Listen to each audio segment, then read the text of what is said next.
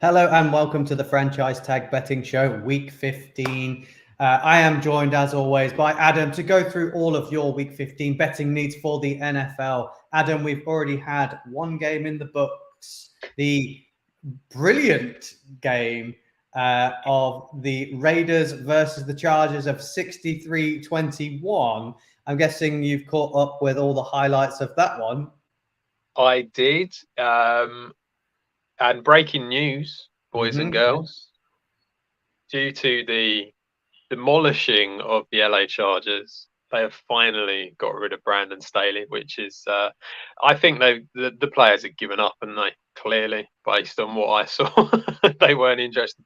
The Raiders, who managed to hit a massive 0 points against the Vikings the week before, came out and got 63 points against them, which is madness, to be brutally honest. Is it the And most in history for them I since? believe so, yeah, which was quite Yeah. quite a big thing for them, obviously, because they don't win it much these days, so it's nice for them to do something.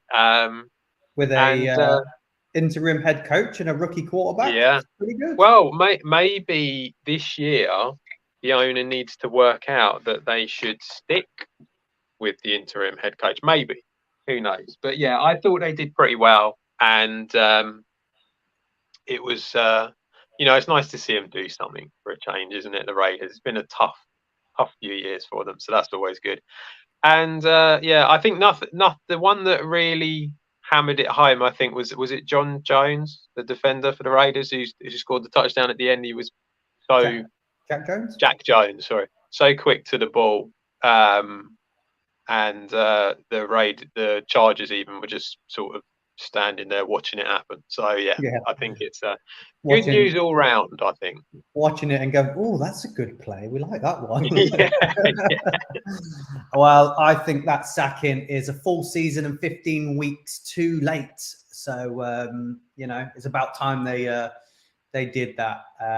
So fingers crossed they get someone in that can propel that organization, because it's not filling the stadium. It's competing with a lot of teams in LA. It yeah. needs a bit of life, and maybe we can put the Justin Herbert debate to bed next season with the new head coach, and we can see if he's actually a good quarterback or he blows it in the fourth quarter. It'll be interesting to see what they do, where they go. I think Kellen Moore's probably going to have a bit of a shout for it. Myself. Other than that, there are some guys out there. Obviously, they can go for. I don't think they're going to go for the rookie NFL head coach anymore, though. I think they might go for.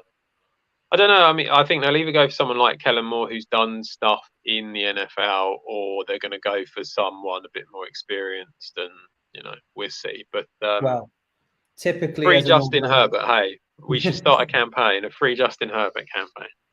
typically for the Chargers, I believe they tend to go for a cheaper option at head coach. So Yeah. I don't think they're going to make a big splash and go for one of the big names. I can't see them trying to trade and bring on Bill Belichick or something like that. But it will be interesting. But we move on to week 15. The games coming up. We've got exciting week. We've got Saturday games. We've got Sunday games. We've got Monday games. Yeah, it's a full weekend.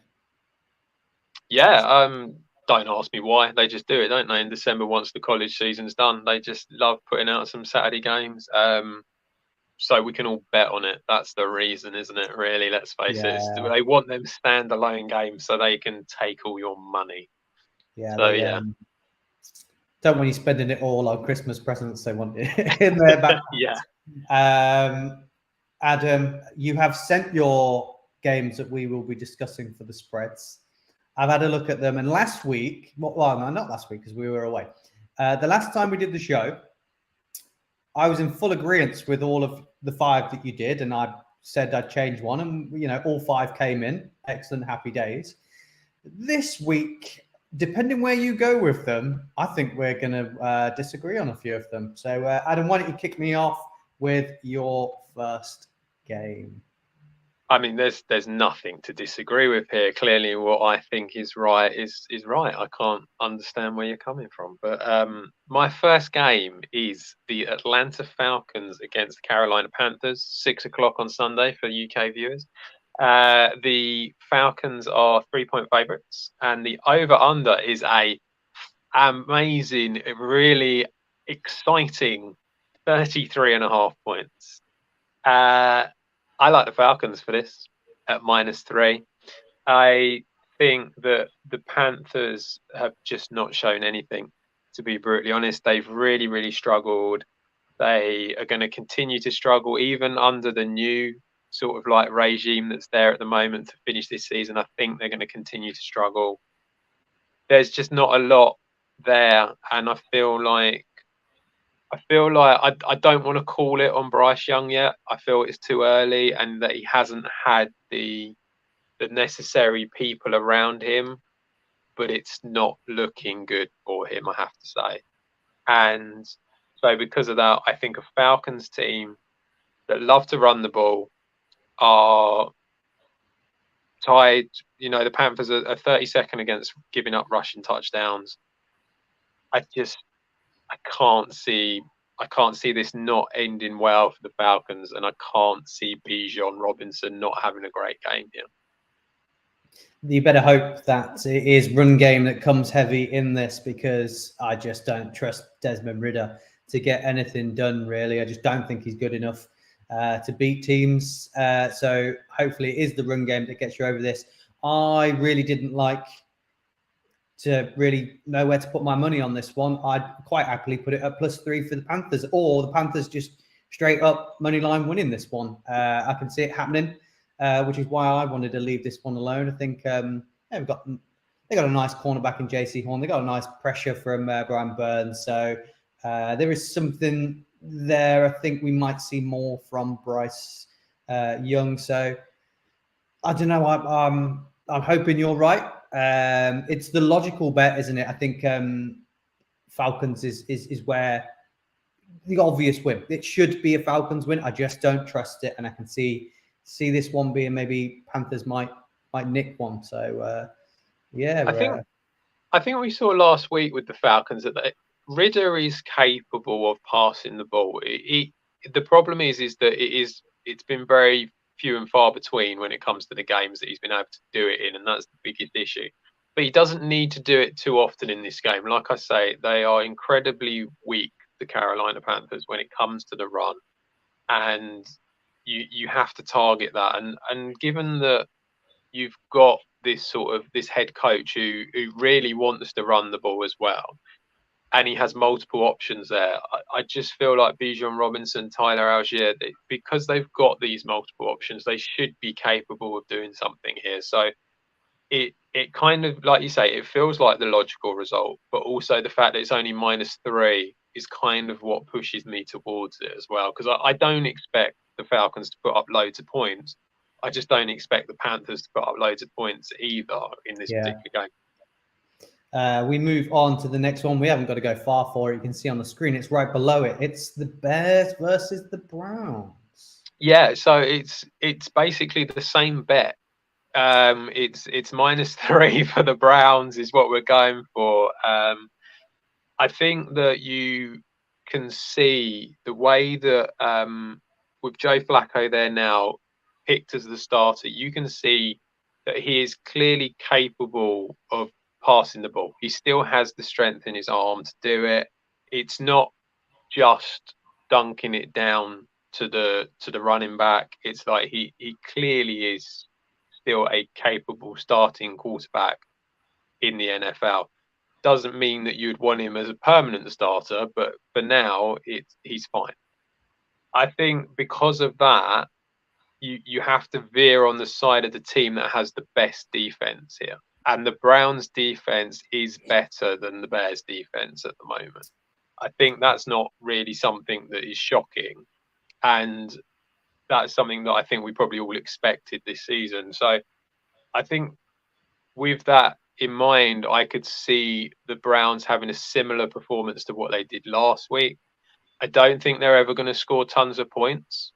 The over-under in this game is 38, but that defense is just a bit better than the Bears' defense is, and the Bears struggle against the pass. They give up touchdowns against the pass, and if Flacco enjoys throwing the ball, I feel like it's an obvious kind of connection here that there's a chance that, again, at only -3, it's the one to go for. I'm on the other side again. Well, you would, because you love Justin Fields and all Well, that. I just think there's more in their favour this week. I think Flacco might have been a 1 week sort of like, special, and he might not replicate the same as what he did last week. I can't trust Flacco. Everybody knows 2 points to Flacco takes you to the Sacco. So I can't trust him too much. And you say that the Browns defense is better. Yes, for the majority of the season, it has been, but it is banged up. It's beaten up. The D-line's got a load of injuries on it. So is it better right now? Because for me, the Bears on defense are playing some really, really good football. They seem to have got healthy. They seem to have got Montez Sweat, and they've looked good since he's been there. Jalen Johnson at cornerback looks good. I'd say the Bears are healthy on defense and looking good, and the Browns are injured on defense and looking tired. So the Bears have improved. I will. They have improved defensively. They really struggled in the first. I think it was the first 6 or 7 weeks. They really struggled, and then from week 9 onwards, they've been good, isn't it? Yeah. They've kind of made a difference, and like you say, bringing in players like Montez Sweat will make a difference. So they have improved definitely.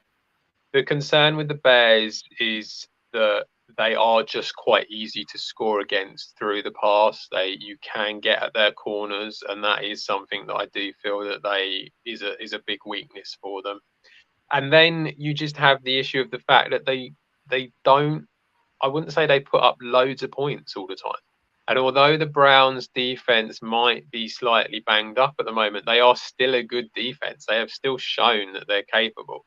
And I think because of that, it just means that, given that it's within the field goal again, it just kind of feels like that -3 is the way forward.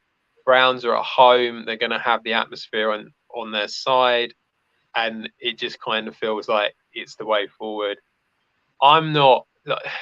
Justin Fields, I think, he's a solid quarterback. He deserves to be a starter in this league, but I'm not going to come out and say that he's going to be a difference maker, because I don't think he actually is. I think it's like, at the moment, I feel like it's just treading water at the moment with the Bears. He needs to get out of that situation, I think.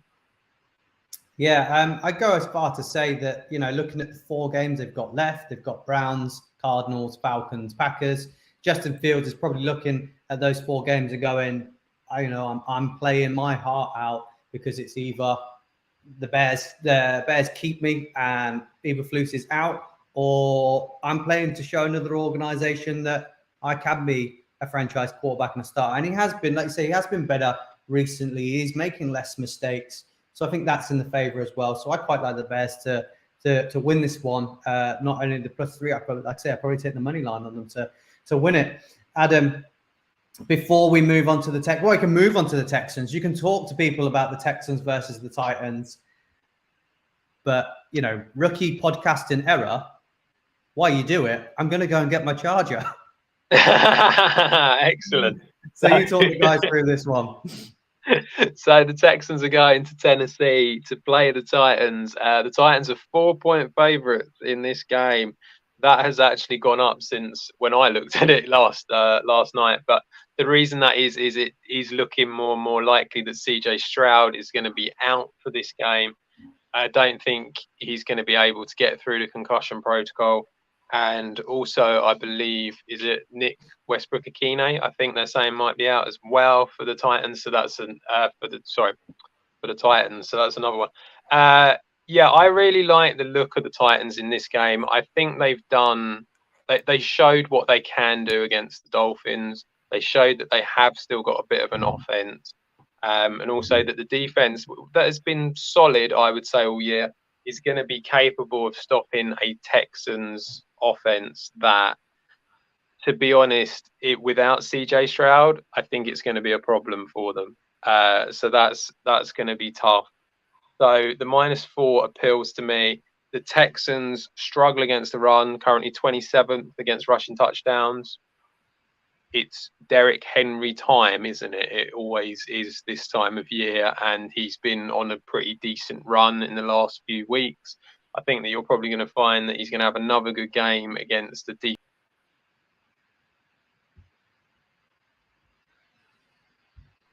But I do think that you're probably going to find that the Titans will do enough in order to cover the -4 in this one. Yeah, I like the Titans for this one. Obviously, no CJ Stroud, no, and obviously no Tank Dell as well for whoever comes in to try and do this one. I think it's a big loss for them. It's a shame because they were on a nice little run, but I think, you know, another record set and stat for the season. We've had loads of really weird stats broken this year, and I think Will Levis is coming back from 14. Was it 14 down with 3 minutes is the first time that's been done? Yeah. So, well, everyone else was 0 and 53 or 70, whatever, and he's managed to do that. So, yeah, another one of those weird stats for the season. There has been quite a few of them. I think he's proving to be quite good for them at quarterback. Seems to be getting a lot done. There's a lot of passion there. So. Yeah, I like the Titans. We've agreed on one. We like the Titans.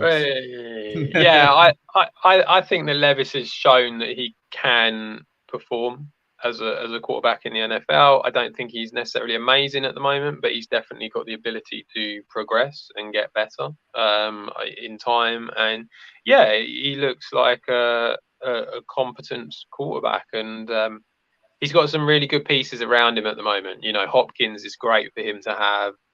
Derek Henry, obviously, is great. I really like Tajay Spears as well. I think he's looked pretty good in the last couple of weeks.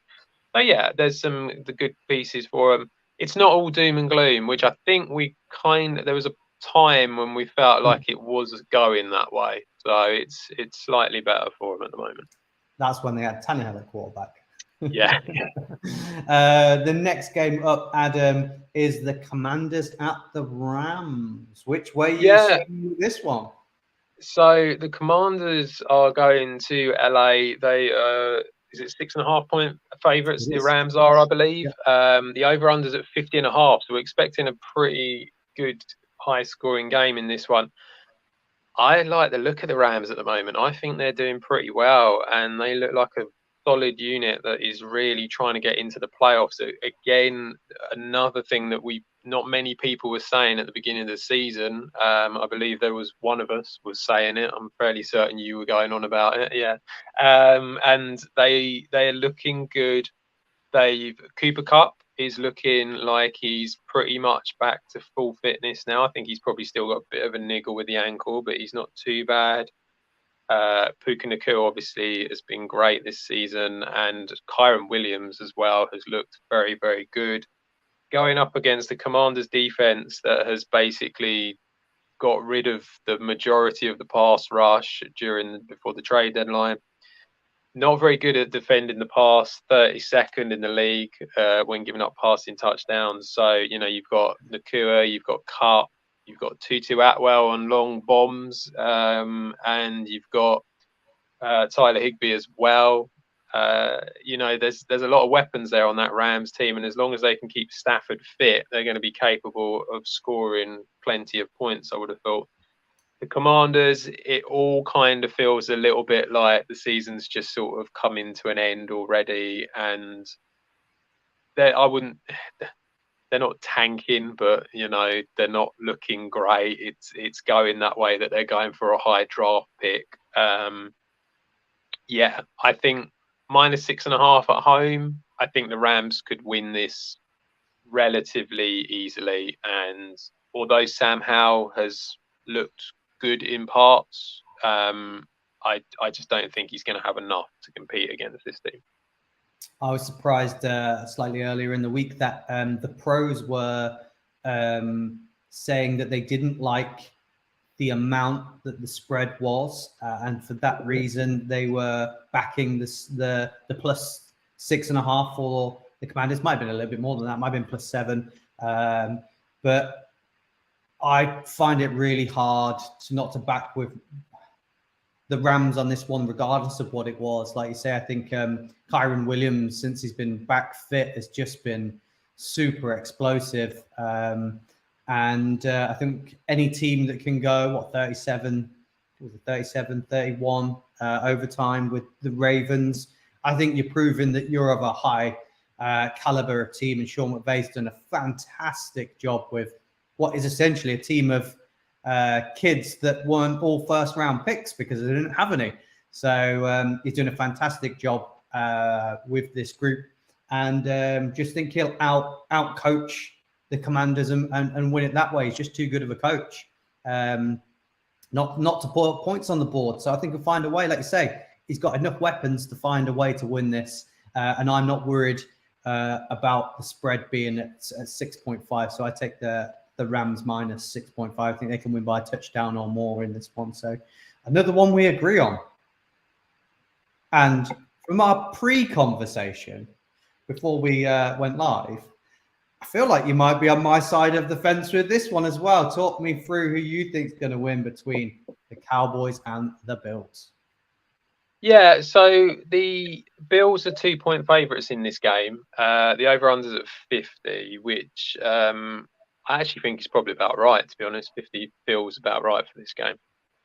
I like the look of the Bills in this one, and I know it's going against the records of, the Cowboys are looking good and they're doing pretty well at the moment, and they've just beaten the Eagles. But I just feel this is going to be outside. This is going to be a slightly different, they're not going to have the home field advantage in the dome and stuff like that. And I do think that might cause a few issues. I don't know what the weather is exactly, but I'm guessing it's probably not going to be particularly lovely, as it's in Buffalo and the weather's normally pretty cold and windy and stuff. To me, it feels like both defenses are pretty much around about the same place statistically, which is a strange way of looking. It's a strange thing, really, because the Dallas Cowboys defense gets a lot of plaudits, but it hasn't been quite as good this year as it was last. And so I just feel like I think the Bills needed a close win to believe in themselves again. That's kind of what I feel with them, and I feel like that's something that was shown against Kansas City. You've gone away to the defending Super Bowl champions, and you've done that. And I know that the Chiefs are struggling a little bit, but even still, it's still not an easy matchup. And people can complain about officials and different things that happened in that game, but the fact is that they still put the points up, and they didn't do amazing. The Bills weren't great, but they were good enough. And I feel like you might see something similar here, where I think bringing the Cowboys out of the dome, I think it might be a tough one for them. So I kind of like the look of the Bills at home with that atmosphere there. I think that will definitely play in their favour as well. Yeah, I think the fact that it's at the Bills plays massive advantage. I think that's why they are 2-point favourites. Yeah. So I think they're playing for their lives, and I think a Buffalo team that's got the talent that they've got on its team, if they're playing for their lives, they're a dangerous team to go up against, especially at this time of the year. So that's why I really like them this week. And I think, I was saying to you, I thought Rasul Douglas has been playing really well since he's been there. You kind of disagreed with me a little bit because you're a bitter Packers fan. And I think they've finally kind of like worked out how to play without Matt Milano a little bit now. So they're kind of getting it going because he was obviously a massive loss to them and they didn't really know what they were doing for a little bit. And Josh Allen, we know we can play at that MVP level. And he has been producing that sort of like Superman role he's got of just being able to win games himself. So I think we might see some more of that from him.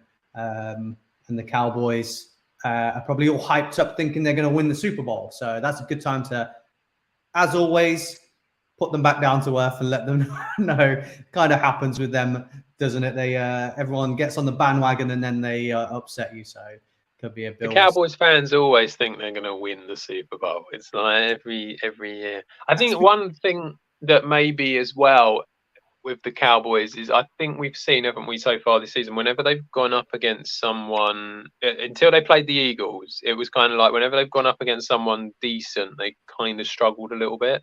And I do wonder whether the Bills defense might just be enough in order to cause a few problems for them. So yeah, I do think there's a few reasons as to why the Bills are a favourite in this one. Should we talk about some touchdown scorers? Go on, Em. Where do you want me to go? Where surely you've scoured all the games and found some really, really good odds. I've got one in my back pocket, which you'll probably say is stupid.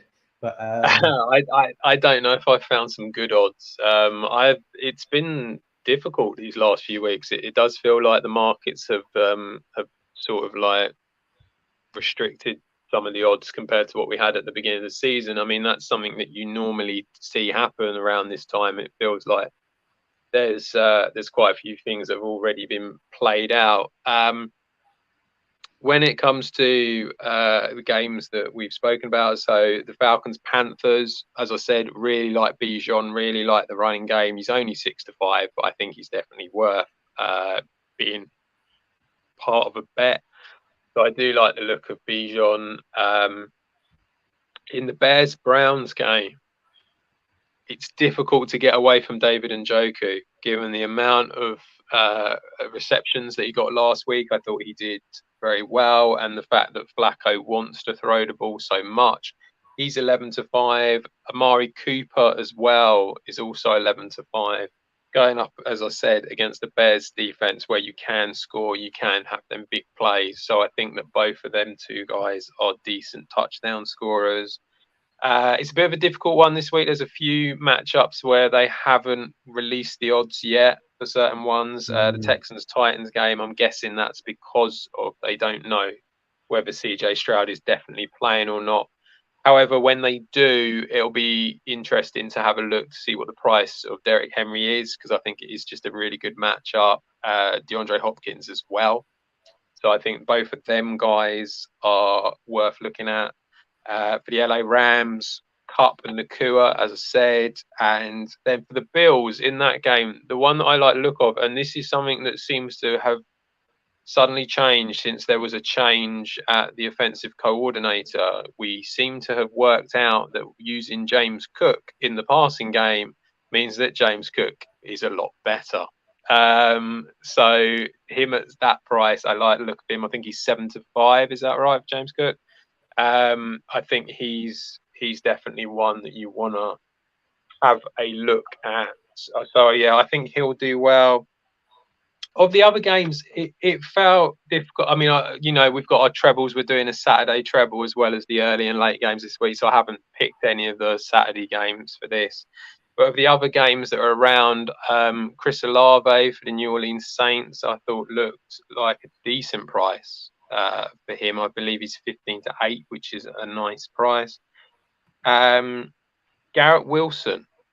Now, it's a bit of a dangerous one because it is Zach Wilson quarterback, obviously. But it's more the price and the fact that it feels like this time round that Zach Wilson seems to be a little bit more willing to throw the ball. And yeah, he just seemed, I don't know if it's a bit more carefree or what it is, but it just seems a little bit more willing.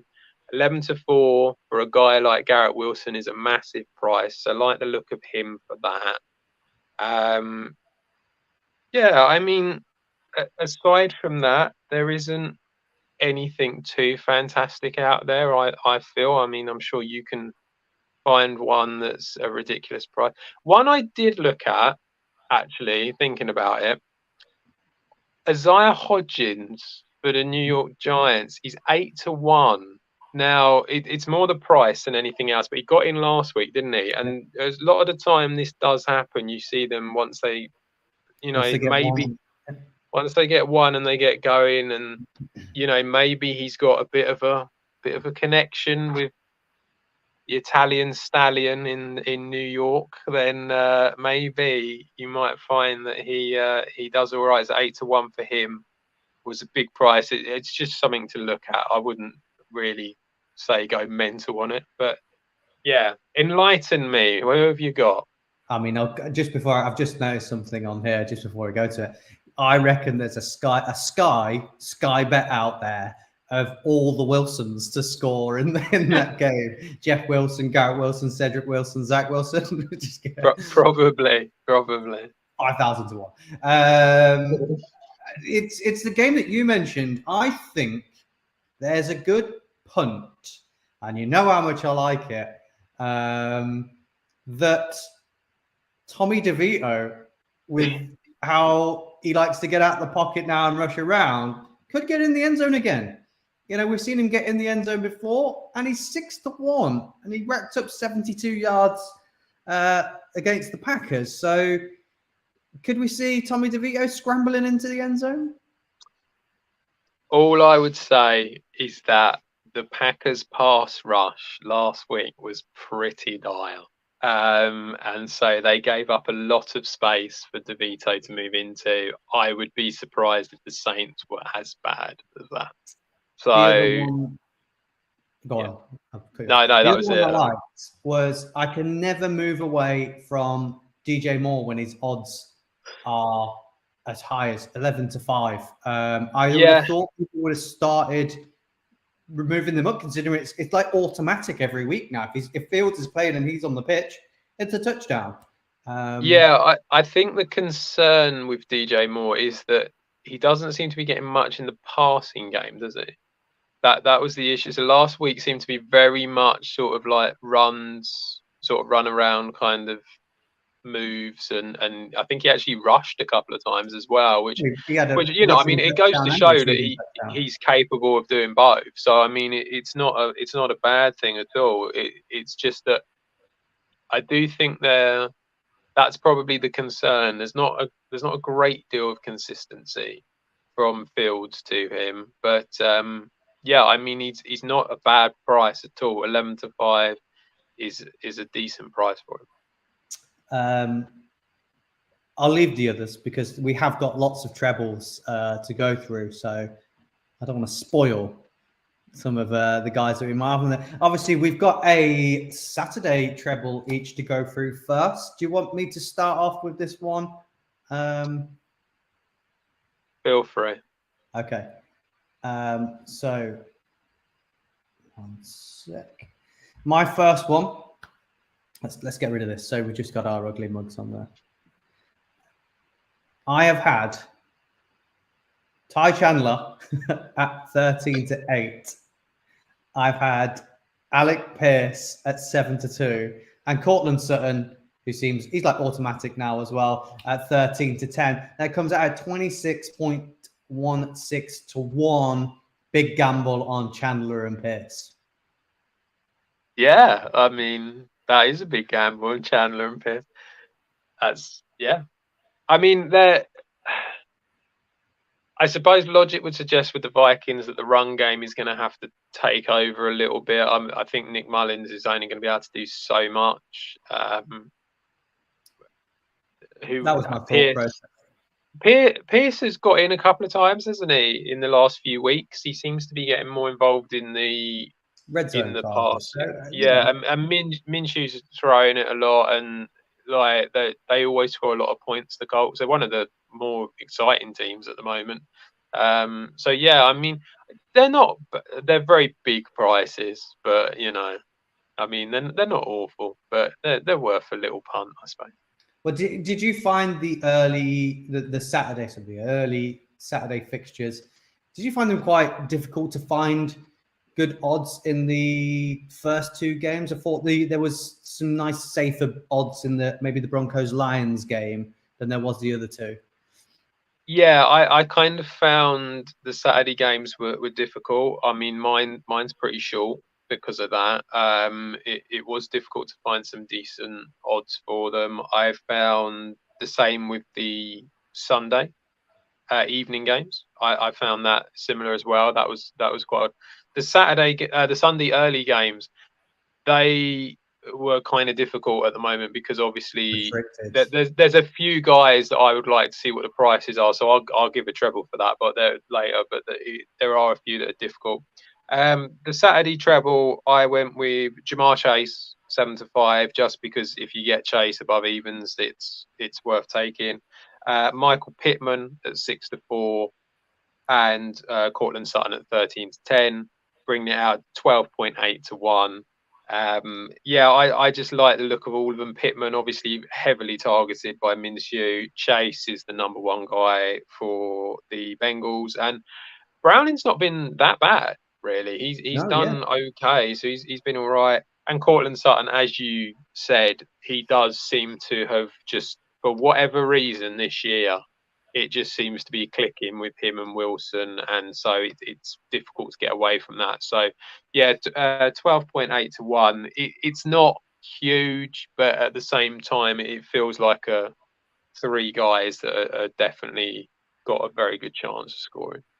Yeah, Michael Pittman's now moved into a little league of his own with another three people of guys to have more than 9 games with over 10 receptions or something like that. It's moving to a nice little list with 3 other people have managed to complete it over in history. So, yeah, definitely getting the targets, isn't he? Yeah, he'll be interesting because he's a free agent. So it'll be interesting.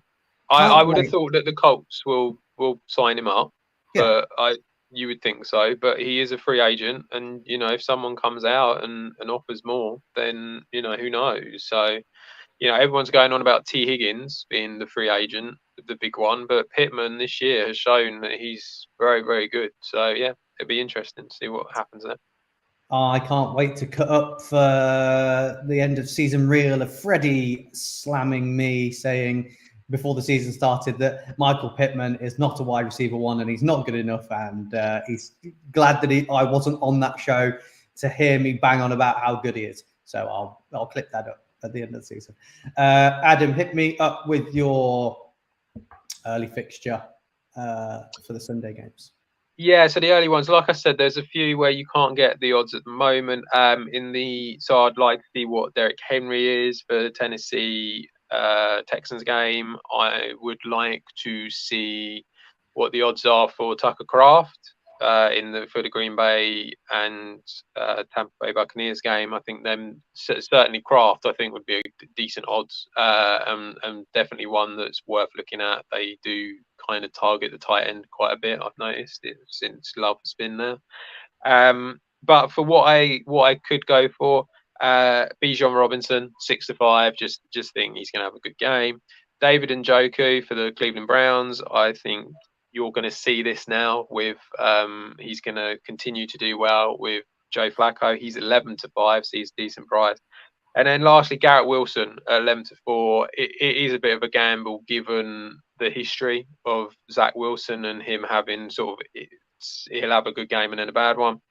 But they are going up against a Miami Dolphins defense that you can score against, and 11-4, it's a good price. 25.4-1 for that one. So that's the one that's kind of the bigger odds of the lot. Yeah, loads bigger. I have done mine, but I've just looked at it and thought, you know what, I might have made a boo-boo on there a little bit because I'm not sure one of them's going to play. So it's you just need to swap that last one out because he's even money the last one anyway, so you can swap him out with anyone. It's just because I panicked due to, like I said, the games that I wanted to have. I was the same as you. I wanted to look at Reed. I've been betting on him the last couple of weeks for the Packers. It seems to be paying off quite nicely.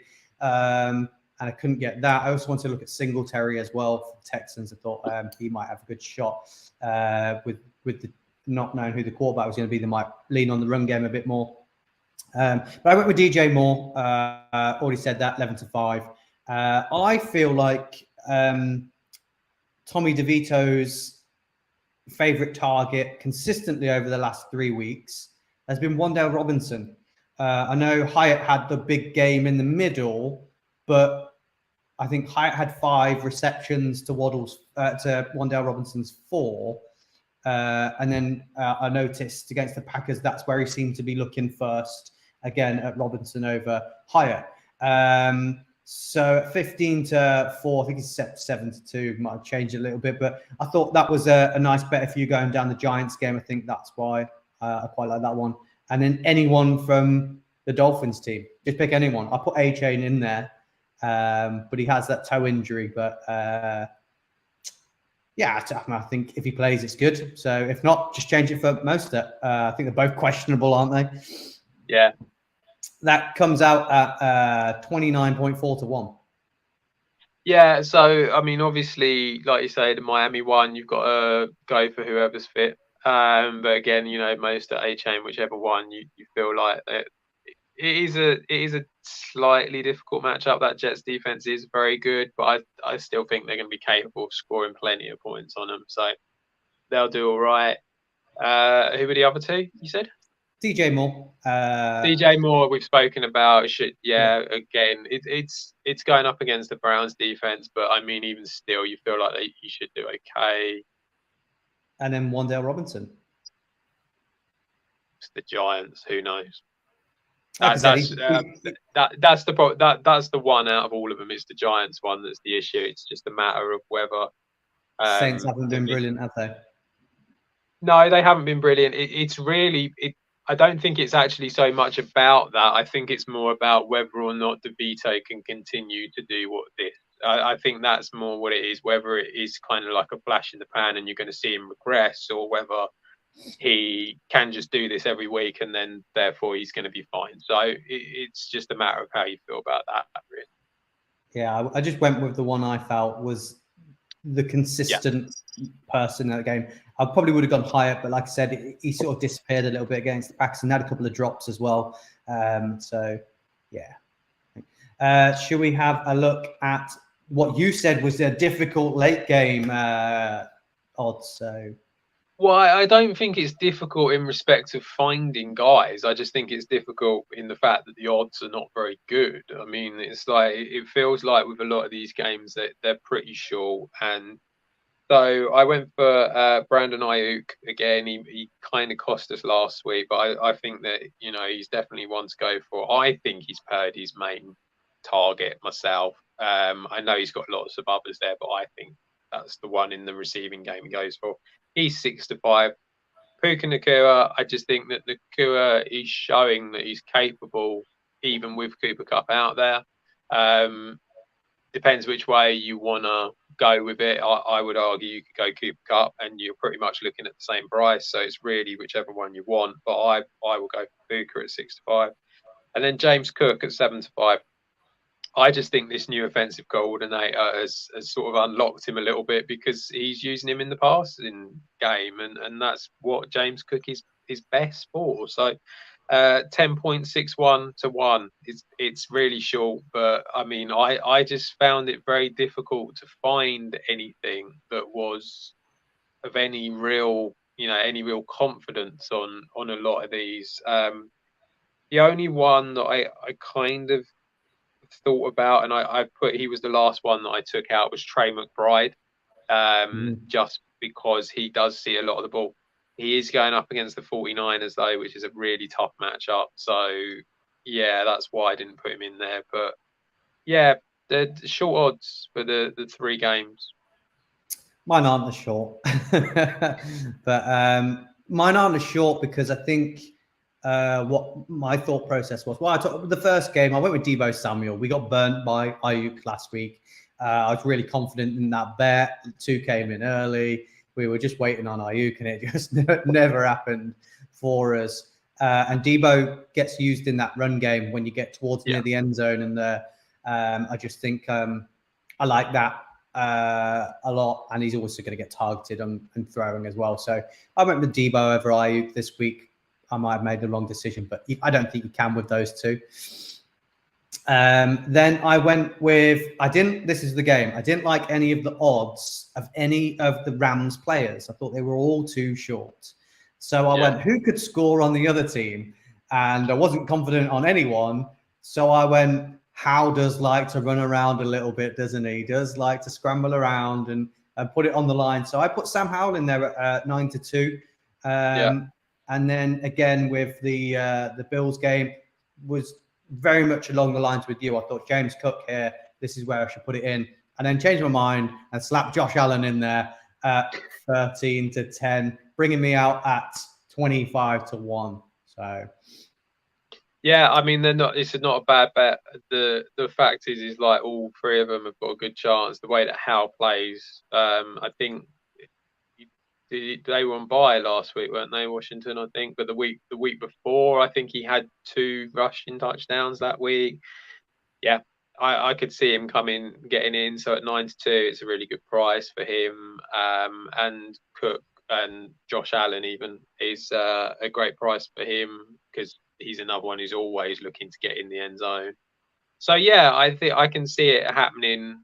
Yeah, I mean, Debo, that would scare me doing what you've done because you've moved to the other one and you just know that it's sod's law that the one that you moved from will score and it'll flip back. Yeah, so I would avoid that. But yeah, there's just as much they're against the Cardinals, aren't they? Cardinals, yeah. So I think they both got a chance.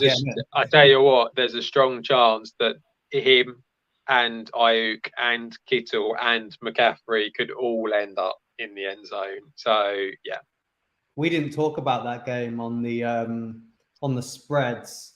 Let me have a quick glance if I can get it. 12.5. I reckon the 49ers can. I reckon they can get two touchdowns ahead of them. Yeah, the only thing that would stop.